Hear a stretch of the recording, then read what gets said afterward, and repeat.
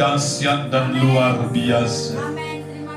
Kami tetap bangga punya Allah yang hidup, Allah yang perkasa, Allah yang tidak pernah meninggalkan kami, Tuhan yang selalu punya rancangan-rancangan yang indah bagi kami. Saat ini kami buka hati kami untuk mendengar firman-Mu. Taruhlah firman-Mu di atas bibir mulut hamba-Mu, sehingga apa yang kami dengar bukan hikmat dan perkataan manusia biasa, tetapi adalah firman yang datang dari ilham Roh Kudus.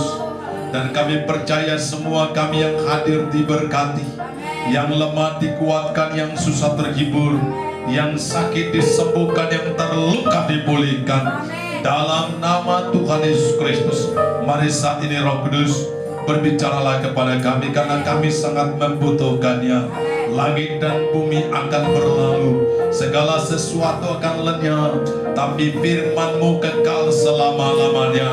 Janji-Mu pasti digenapi. Dalam nama Yesus, Engkaulah kekuatan kami. Haleluya, haleluya. Kami buka hati kami untuk dengar firman Tuhan. Amin. Silakan kembali duduk. Bapak Ibu Saudaraku yang dikasihi oleh Tuhan Yesus Kristus, Shalom. Kita sangat bangga dan kita sangat bersyukur bahwa Tuhan kita tetap Tuhan yang sama, Tuhan yang dahsyat dan luar biasa, yang selalu memberkati kita semua. Nah, saat ini mari sama-sama kita buka Alkitab kita. Tema firman Tuhan saat ini adalah Tuhanlah kekuatan kita. Amin. Mari buka bersama-sama dalam kitab Hakim-Hakim pasal yang ke-6 ayat 12 sampai ayat yang ke-16. Demikian bunyi firman Tuhan.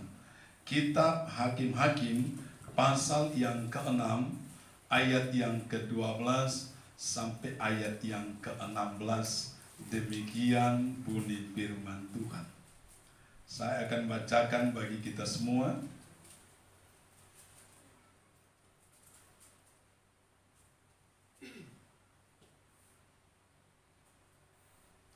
Kitab Hakim-Hakim pasal yang ke-6 ayat yang ke-12 sampai ayat yang ke-16. Demikian bunyi firman Tuhan. Saya akan bacakan bagi kita semua. Malaikat Tuhan menampakkan diri kepadanya dan berfirman kepadanya demikian, Tuhan menyertai engkau, ya pahlawan yang gagah berani. Ayat 13, jawab Gideon kepadanya, ah Tuanku, jika Tuhan menyertai kami, mengapa semuanya ini menimpa kami? Di manakah segala perbuatan-perbuatannya yang ajaib yang diceritakan oleh nenek moyang kami kepada kami? Ketika mereka berkata, bukankah Tuhan telah menuntun kita keluar dari Mesir? Tetapi sekarang Tuhan membuang kami dan menyerahkan kami ke dalam cengkeraman orang Midian. Lalu berpalinglah Tuhan kepadanya dan berfirman, pergilah dengan kekuatanmu ini dan selamatkanlah orang Israel dari cengkeraman orang Midian. Bukankah aku mengutus engkau? Tetapi jawabnya kepadanya, ah Tuanku, dengan apakah akan kuselamatkan orang Israel? Ketahuilah kaumku adalah yang paling kecil di antara suku Manase, dan aku pun seorang yang paling muda di antara kaum keluargaku. Ayat 16, berfirmanlah Tuhan kepadanya, tetapi akulah yang menyertai engkau, sebab itu engkau akan memukul kalah orang Midian itu sampai habis. Amin. Kita harus mengalami karya kuasa Tuhan dalam kehidupan kita. Banyak orang Kristen, banyak orang percaya yang hanya tahu tentang cerita, yang hanya tahu tentang kisah bahwa Allah kita adalah Allah yang dahsyat, Allah yang luar biasa, Allah yang ajaib, yang sanggup melakukan mujizat, sanggup melakukan segala perkara dalam kehidupan umatnya. Mereka mengetahui dari cerita, dari apa kesaksian-kesaksian orang lain, tapi dia sendiri tidak dapat menyatakan dan tidak pernah mengalami kuasa itu. Itulah yang terjadi pada saat ketika bangsa Israel dalam kehidupan yang dialami oleh Gideon. Gideon sangat terpana, sangat kagum mendengarkan cerita-cerita dari nenek moyang mereka yang disampaikan oleh orang tuanya kepadanya, yang mengatakan bagaimana Allah menuntun bangsa Israel keluar dari tanah Mesir dengan tangan yang kuat. Bagaimana Allah membelah laut Kulsum, bagaimana Tuhan menulai orang-orang Mesir, dan kemudian bagaimana Tuhan dengan keajaiban dan kuasanya menghalau setiap penduduk Kanaan, bangsa-bangsa Kanaan. Dia dengarkan itu dan dia kagum. Tetapi sangat bertentangan dengan realitas kenyataan hidup yang dihadapi pada saat itu. Mereka sedang ada dalam cengkeraman orang Midian. Bangsa Midian sedang menjajah mereka dan menindas mereka sehingga mereka sangat menderita. Hasil tanaman mereka ketika mau panen semuanya dihancurkan, dibinasakan, sehingga bangsa Israel, bangsanya Gideon yang saat itu mereka dengar, yang Gideon tahu bagaimana Tuhan yang mereka sembah, Tuhan yang dahsyat dan hebat, ternyata mereka mengalami keadaan seperti itu. Sehingga ketika malaikat Tuhan datang menghampiri Gideon yang sedang bersembunyi dalam pemerasan anggur, bersembunyi dari cengkeraman, dari penglihatan orang-orang Midian, karena mereka takut, saudara. Tuhan menyapanya dan berkata, Tuhan menyertai engkau ya pahlawan yang gagah berani. Saudara yang dikasih Tuhan, Gideon spontan menjawab ayat yang ke-13. Ah Tuanku, jika Tuhan menyertai kami, mengapa semuanya ini menimpa kami? Di manakah segala perbuatan-perbuatannya yang ajaib yang diceritakan nenek moyang kami kepada kami ketika mereka berkata, bukankah Tuhan menuntun kita keluar dari Mesir? Ada sebuah kegalauan. Ada sebuah pertanyaan besar yang timbul dalam hatinya. Di manakah Tuhan yang telah menyatakan kuasanya? Di manakah Tuhan yang menyertai kami? Kenapa keadaan ini menimpa kami seperti ini? Dan Tuhan berkata, pergilah, selamatkanlah bangsa Israel dengan kekuatanmu ini. Amin. Saudaraku yang dikasih oleh Tuhan, perhatikan. Tuhan tidak mau kita hanya mengeluh dengan keadaan yang tidak menyenangkan hari ini.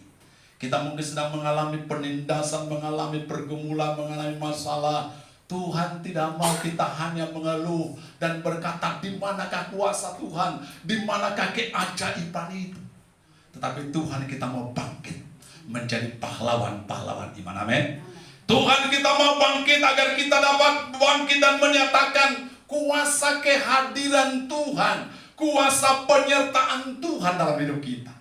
Karena itu Tuhan berkata, pergilah dengan kekuatanmu ini, selamatkanlah bangsa Israel dari cengkeraman orang Midian yang selama ini menindas kamu.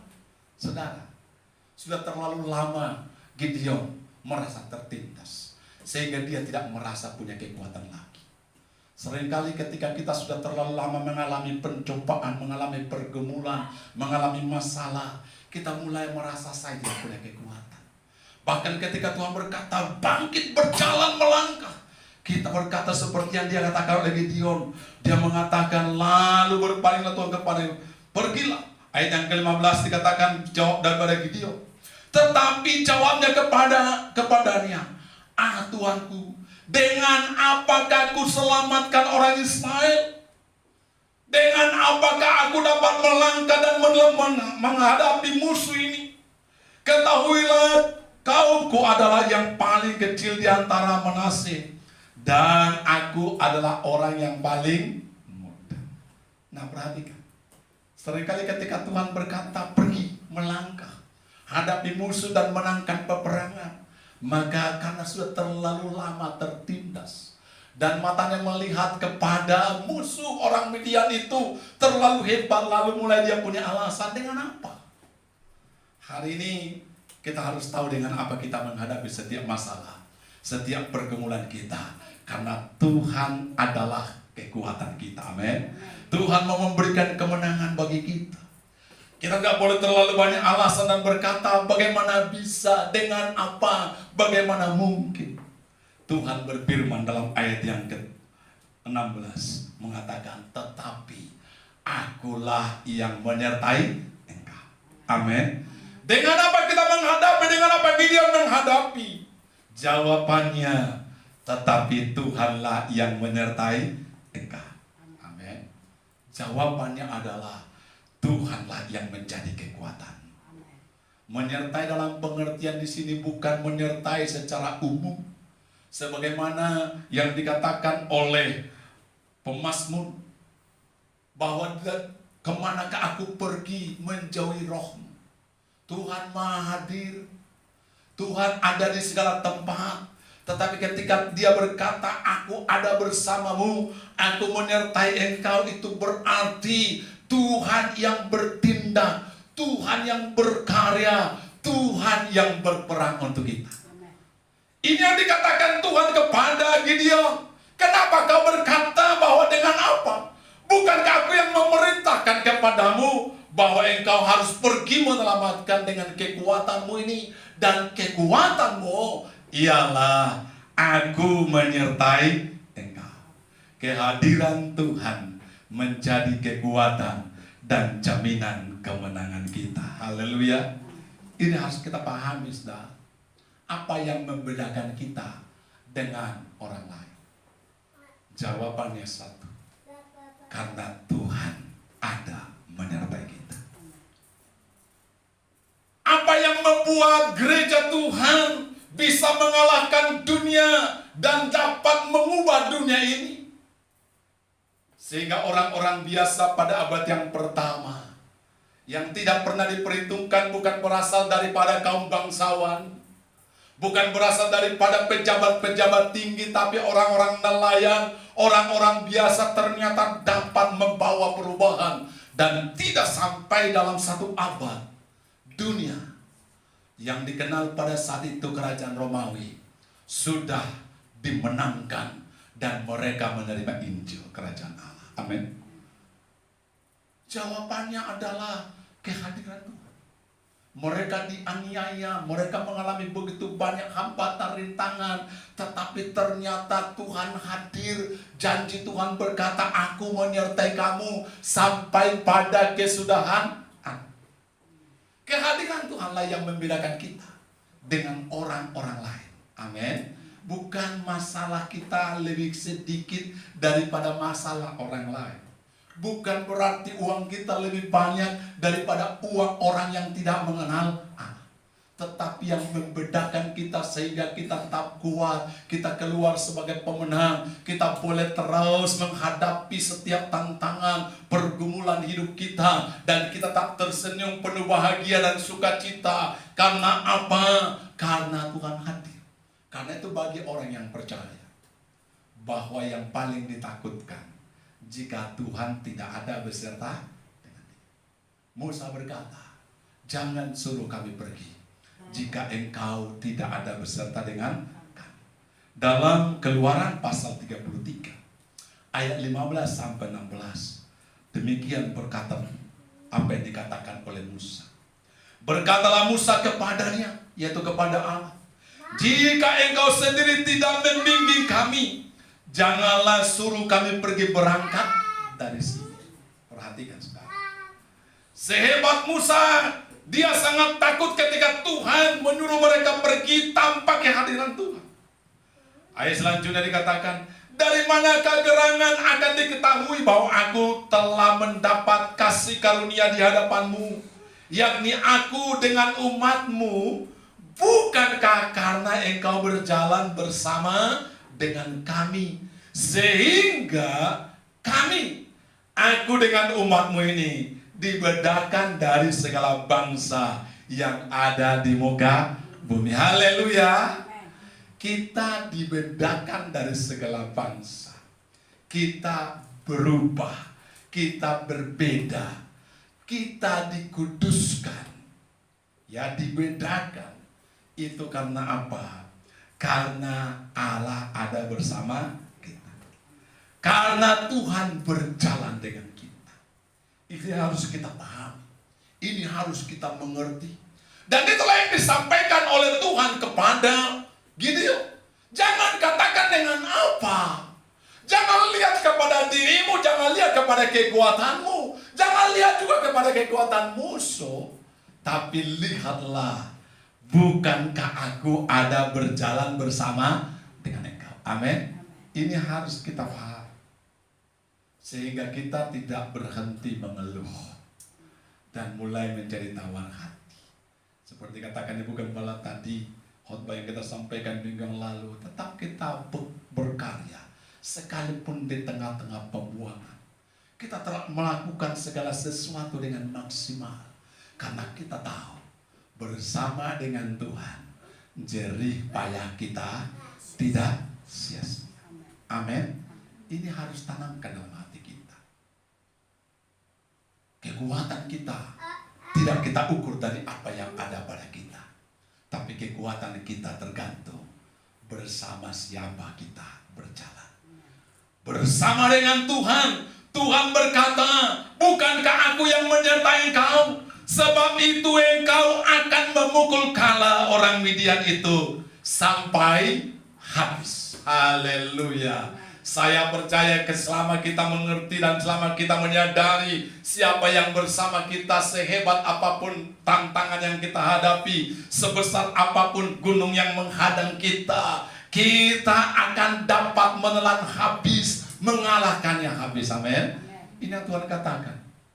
Jika kita percaya, iman kita sebesar biji sawi, maka kita dapat berkata kepada gunung ini, tercampaklah ke laut, maka akan tercampak dan tidak ada yang mustahil. Kenapa? Karena kita sadar kita bersama Tuhan.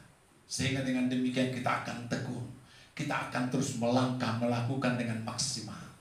Kita tidak berhenti melihat masalah yang begitu besar, tapi kita terus berjalan dan berkata, aku ada bersama Tuhan.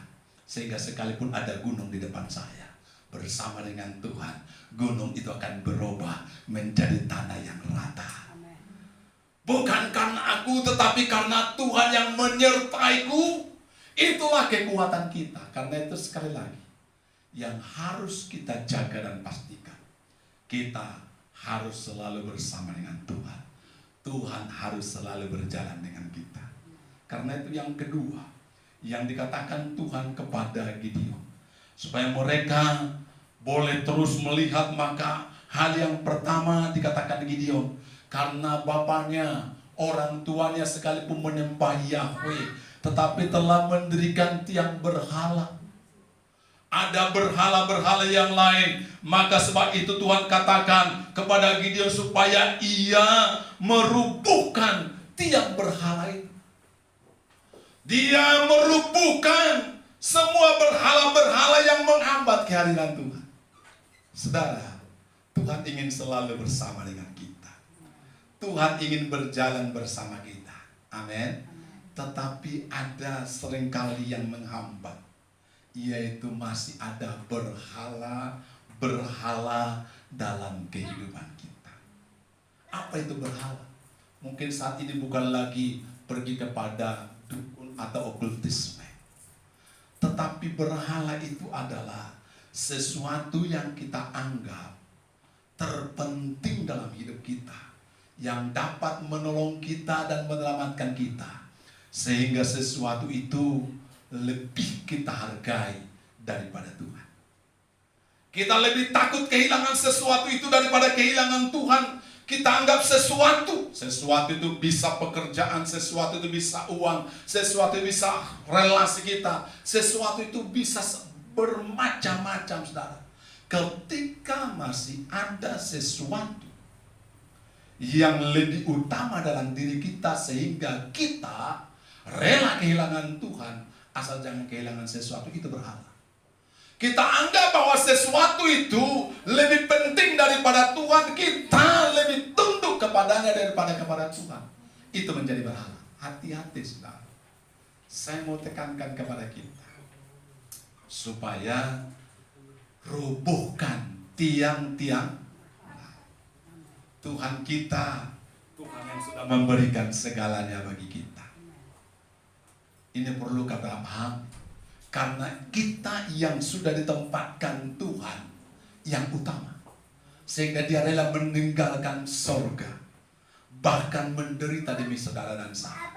Karena begitu besar cinta Allah akan kita, sehingga dia telah memberikan putranya yang tunggal, supaya kita kembali dipulihkan menjadi miliknya. Dan kita sudah terima dia sehingga kita menjadi anak-anak Allah. Saudara, setiap kita yang sudah terima Yesus sebenarnya menjadi orang yang sangat penting di mata Tuhan. Amin. Karena itu, saudara, Tuhan mau cinta itu tidak bertepuk sebelah tangan. Bangsa Israel sudah ditempatkan Tuhan menjadi bangsa yang khusus, umat yang kudus, umat kepunyaan Allah sendiri, dan Tuhan sudah menunjukkan cintanya kepada bangsa Israel dengan melakukan tanda-tanda mujizat, membebaskan mereka dari tanah Mesir dan memberikan tanah Kanaan kepada mereka. Tuhan sudah menunjukkan cintanya yang demikian besar kepada bangsa ini. Maka Tuhan juga menginginkan agar bangsa Israel memberikan hatinya kepada Tuhan seutuhnya, menjadikan Tuhan satu-satunya Allah dalam kehidupan mereka. Amin. Itu sebabnya Tuhan katakan, barang siapa mengasihi bapaknya atau ibunya lebih daripadaku, barang siapa mengasihi anak-anaknya, mengasihi pekerjaannya, mengasihi apapun lebih daripadaku, ia tidak layak bagi. Tuhan mau dialah satu-satunya yang utama dalam hidup kita. Amin. Saat ini mari kita koreksi diri kita. Apakah masih ada sesuatu yang utama? Kita rela tidak datang sama Tuhan, kita rela tidak beribadah, kita rela meninggalkan dan bahkan melanggar firman Tuhan karena sesuatu yang masih kita miliki saat ini. Itu adalah berhala. Kita harus rubuhkan. Kepada Gideon katakan, pergi rubuhkan tiang berhala yang ada di rumah bapamu. Dan Gideon kemudian merubuhkannya, saudara. Sehingga tidak lagi sesuatu yang menjadi kekuatan yang dapat diandalkan Gideon, kecuali hanya mengandalkan kekuatan Tuhan. Dan di saat itu Tuhan ada bersama dengan Gideon. Hari ini pastikan tidak ada lagi berhala dalam hidup kita, amin. Kita harus menjadikan Tuhan yang utama dan terutama dalam hidup. Kasihilah Tuhan Allahmu dengan segenap hati. Nggak boleh 90%. Apalagi 50%. 50 untuk dunia, untuk kesenangan kita. 50 untuk Tuhan, genap 100%. Nggak boleh. Harus 100%. Apapun yang terjadi, apapun yang ku alami, Tuhan itulah segalanya. Tuhan itu cemburu. Kenapa dia cemburu? Saya bertanya kepada kita yang sudah berkeluarga, yang mungkin juga saat ini sedang pacaran. Kenapa saudara cemburu kepada orang yang kau kasihi, kekasih? Jawabannya karena engkau merasa memiliki. Engkau mencintai. Tidak mungkin kita cemburu kepada orang lain yang tidak kita cintai. Betul ya? Nah, kalau Tuhan katakan Allah sangat cemburu, pencemburu. Kenapa? Kita bangga karena Tuhan sangat mencintai kita. Tuhan mengasihi kita. Haleluya. Karena itu dia ingin selalu ada bersama dengan kita. Dia ingin berjalan bersama-sama bersama dengan kita karena dia tahu bahwa kekuatan umatnya adalah penyertaannya. Jadi hari ini pastikan tidak ada berhala. Abraham sempat punya berhala namanya Ishak. Bahwa dia begitu mencintai Ishak, Tuhan sempat cemburu. Kau tidak punya waktu lagi bagiku. Kau terlalu banyak waktu hanya untuk bercengkerama dengan anakmu Ishak itu. Aku mau lihat apakah hari ini kau masih lebih mencintaiku daripada Ishakmu. Tuhan katakan, sekarang Abraham pergi ke Bukit Moria. Persembahkan Ishakmu itu. Berikan kepadaku. Saudara ini kasih Tuhan. Itu bagaikan petir di siang. Tetapi Abraham tahu siapa Tuhan itu. Dialah sumber segalanya. Dialah sumber segala berkat. Sekalipun dengan berat hati dia katakan, oke Tuhan, karena aku tidak mau menduakan Engkau, tidak ada boleh ada berhala dalam diriku. Sebab itu sekarang aku pergi membawa kayu bakar bersama dengan Ishak yang kusayangi ini. Dia pergi. Dan Tuhan melihat Abraham benar-benar mengasihi Tuhan lebih daripada segalanya. Tuhan berkata, cukup Abraham, aku sudah tahu hatimu, bahwa tidak ada berhala dalam dirimu. Tidak ada yang lebih kau kasihi daripadaku.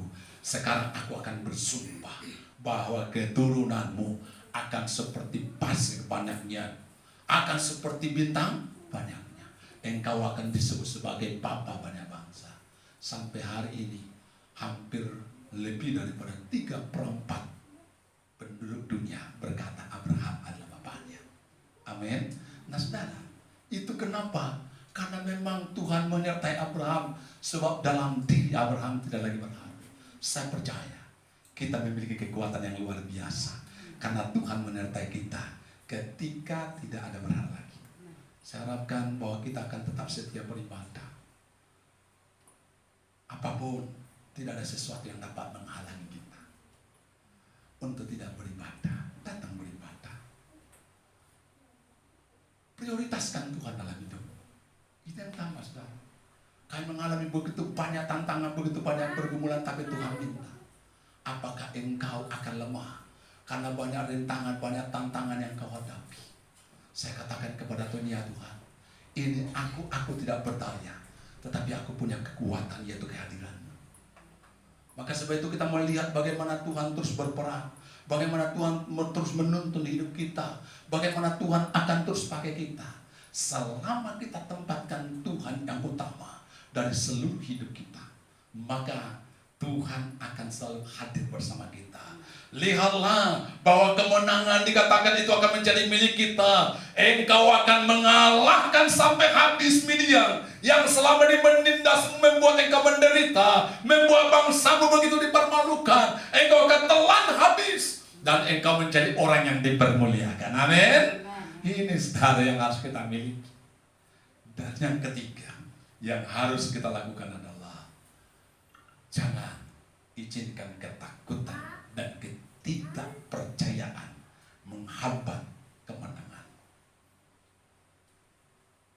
Harus berani melangkah. Kenapa bangsa Israel, saudaraku, tidak mengalami kemenangan? Banyak orang hari ini menganggap kekristenan itu biasa. Bahkan tidak sedikit menganggap bahwa kekristenan menjadi membosankan. Kita bersyukur dan kita doakan generasi muda kita tetap antusias untuk melayani Tuhan.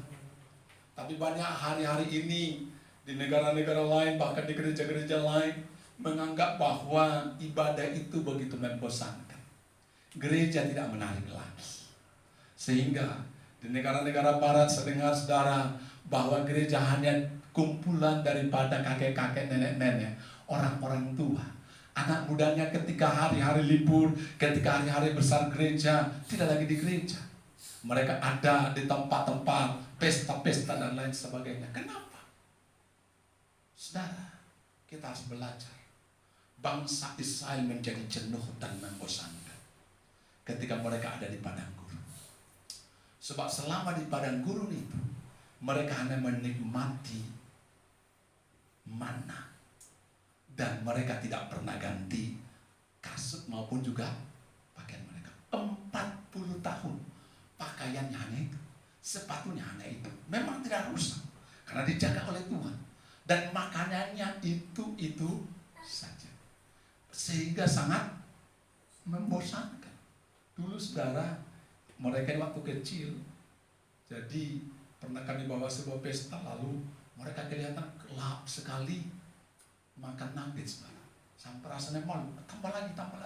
Kita pikir gimana caranya, jangan sampai malu kalau kelihatan kerakutan. Tapi kalau mau kita larang, orang bilang nggak apa-apa kan begitu. Lalu kemudian saudara, kita bilang sama ibu gembala, mulai sekarang beli nugget tiap hari. Saudara, baru 2 minggu nugget tiap hari saudara. Mereka makan dengan berbagai masakan saudara. Ternyata mereka bilang, udah enak, jangan lagi lah. Sampai sekarang saudara, mereka tidak lagi begitu menyukai nugget. Karena apa? Karena ternyata itu saja, sebab itu saja saudara membuat mereka bosan. Tidak ini lagi. Sekalipun sebenarnya enak sebelumnya, mereka rasakan begitu enak saudara. Saudara yang dikasih Tuhan, ketika kehidupan kekristenan kita berjalan dengan datar, monoton begitu-begitu saja, ingat, itu sedang berada di padang. Yang hidup begitu mencemukan hanya itu saja saudara. Kenapa mereka hidup di padang gurun selama 40 tahun? Jawabannya adalah karena ternyata mereka takut untuk masuk ke dalam peperangan itu. 40 tahun yang lalu Tuhan sudah katakan pergi, diutus 12 orang pengintai untuk memasuki negeri Kanaan itu dan melihat keadaannya. Tetapi ternyata 10 orang membawa kabar busuk. Mereka mengatakan tidak mungkin kita masuk ke sana, sehingga bangsa Israel tidak percaya. Dan Tuhan berkata, tidak akan seorang pun dari yang keluar dari tanah Mesir yang sudah melihat tanda-tanda ajaib itu masuk ke tanah Kanaan. Dan selama 40 hari kamu tinggal di tanah Kanaan pengintai itu, berarti 1 hari 1 tahun, berarti 40 tahun kamu akan tinggal di tanah Kanaan. Saudara, setelah genap 40 tahun, lalu kemudian Yosua disuruh Tuhan memasuki tanah Kanaan. Dan ketika mereka masuk ke sana, dan di sana ternyata saudaraku ada kota namanya kota Yeriko yang memiliki tembok yang sangat tebal, pengawalan yang sangat kuat saudara. Lalu kemudian disuruh oleh Musa 2 orang pengintai di sana, dan di sana seorang Rahab yang menampung mereka. Apa yang mereka katakan saudara? Dia katakan begini, kami sudah mendengar. Yosua pasal 2 ayat yang ke-8 sampai 11. Tetapi sebelum kedua orang itu tidur, naiklah perempuan itu mendapatkan mereka di atas soto. Ini kesaksian orang-orang Kanaan, orang penduduk kota Yeriko yang sangat ditakuti oleh bangsa Israel. Ayat yang selanjutnya, dan berkata kepada orang-orang itu, aku tahu bahwa Tuhan telah memberikan negeri ini kepada kamu, dan bahwa negeri ini, bahwa kengerian terhadap kamu telah menghinggapi kami, dan segala penduduk negeri ini gemetar menghadapi kamu. Perhatikan, sebab kami mendengar bahwa Tuhan telah mengeringkan air laut Teberau di depan kamu ketika kamu berjalan keluar dari Mesir, dan apa yang kamu lakukan kepada kedua raja orang Amori yang di seberang sungai Yordan itu, yakni kepada Sihon dan kepada Og yang telah kamu tumpas itu. Ketika kami mendengar itu, tawarlah hati kami dan jatuhlah semangat kami setiap orang menghadapi kamu. Sebab Tuhan Allahmu ialah Allah di langit di atas dan di bumi di bawah. Perhatikan kesaksian daripada bangsa Yeriko. Dia katakan ketika kami mendengar bahwa Tuhanmu telah mengerikan laut Tiberau. Itu terjadi 40 tahun sebelum Yeriko dihancurkan. Berarti dengan kata lain 40 tahun yang lalu di mana bangsa Israel begitu ketakutan menghadapi orang-orang Kanaan itu, orang Kanaan sudah tahu, orang Kanaan sudah mengerti bahwa mereka pasti ditelan habis oleh bangsa Israel dan mereka sangat ketakutan. Itu mau pertanyaan. Banyak kali orang Kristen saudara, mereka tidak percaya bahwa Tuhan sudah menyelamatkan mereka dan Tuhan sudah menangkan mereka. Ketika Yesus mati di atas kayu salib, Tuhan telah mengalahkan iblis. Amin. Dia telah mempermalukan dan menjadikan mereka tontonan umum. Tetapi masih banyak orang percaya yang ketakutan, saudara. Lebih tahu iblis bahwa dia pasti sudah kalah daripada orang yang percaya bahwa mereka menang. Ini masalahnya. Kita terlalu ketakutan. Padahal iblis sudah tahu dia pasti kalah. Orang kanan sudah tahu bangsa Israel pasti mengalahkan mereka, tapi tidak mau maju.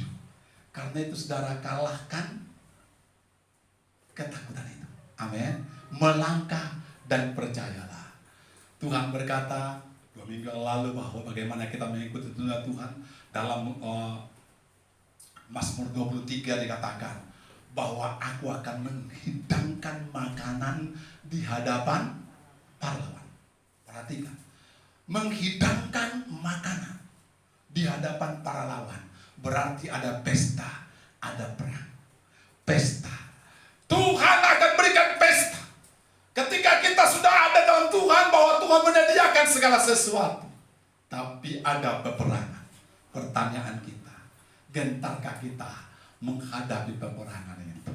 Ketika masalah datang, persoalan datang, gentarkah kita? Takutkah kita? Tawar hatikah kita? Jika engkau tahu siapa yang bersama-sama dengan saudara, kita akan katakan bahwa aku pasti menang. Segala perkara dapat kutanggung di dalam Yesus yang memberikan kekuatan kepadaku. Amin. Ini yang perlu kita paham, sehingga kita berkata Tuhan adalah kekuatan. Jangan katakan dengan apa aku akan menghadapinya, karena Tuhan katakan bukankah aku menyertai engkau. Yang penting hari ini jangan sampai ada berhala yang masih menghambat kehadiran Tuhan.